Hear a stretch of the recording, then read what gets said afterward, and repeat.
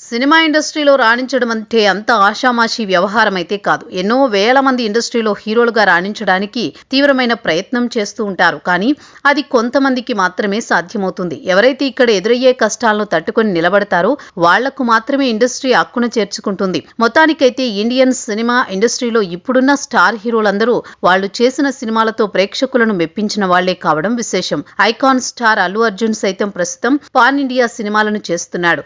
తన నుంచి వచ్చే సినిమాలు ప్రేక్షకులందరినీ మెప్పించడమే కాకుండా బాలీవుడ్ ఇండస్ట్రీని సైతం షేక్ చేస్తున్నాయి. దానివల్ల ఆయనకు ఇండియాలో విపరీతమైన క్రేజ్ ఏర్పడింది. ప్రస్తుతం అల్లు అర్జున్ అట్లీ డైరెక్షన్ లో సినిమా చేస్తున్నాడు. ఈ సినిమా తర్వాత లోకేష్ కనగరాజు డైరెక్షన్ లో ఒక సినిమా చేయడానికి కమిట్ అయ్యాడు. ఇక అల్లు అర్జున్ ఒక సినిమా కోసం 300 కోట్ల రెమ్యునరేషన్ తీసుకుంటున్నాడనే వార్తలైతే వస్తున్నాయి. అందులో నుంచి కొంత పర్సెంట్ డబ్బులను సేవా కార్యక్రమాలకు ఉపయోగిస్తున్నట్లు తెలుస్తోంది. ఆ సేవా కార్యక్రమాలు ఏంటి అనే విషయాల్లో అల్లు అర్జున్ ఇంకా స్పష్టత ఇవ్వలేదు. ఆ విషయాన్ని ఆయన చాలా గోప్యంగా ఉంచాలని చూస్తున్నట్టు తెలుస్తోంది. ఇక ఇదంతా తెలుసుకున్న కొంతమంది మాత్రం ఆయన ఆ డబ్బులతో కొంతమంది పేద విద్యార్థులను చదివిస్తున్నాడని, ఇంకొంతమంది వికలాంగుల కుటుంబాలకు చేయూత అందిస్తున్నాడు అంటూ చెబుతున్నారు. అయితే ఈ విషయం మీద పూర్తి స్పష్టత ఇంకా రావాల్సి ఉంది. అల్లు అర్జున్ మాత్రం ఈ విషయాన్ని బయట చెప్పడానికి ఇబ్బంది పడుతున్నట్టుగా తెలుస్తోంది. ఇలాంటి సేవా కార్యక్రమాలు చాలా రహస్యంగా చేస్తేనే బాగుంటుంది అనే ఆలోచనలో ఆయన ఉన్నారట.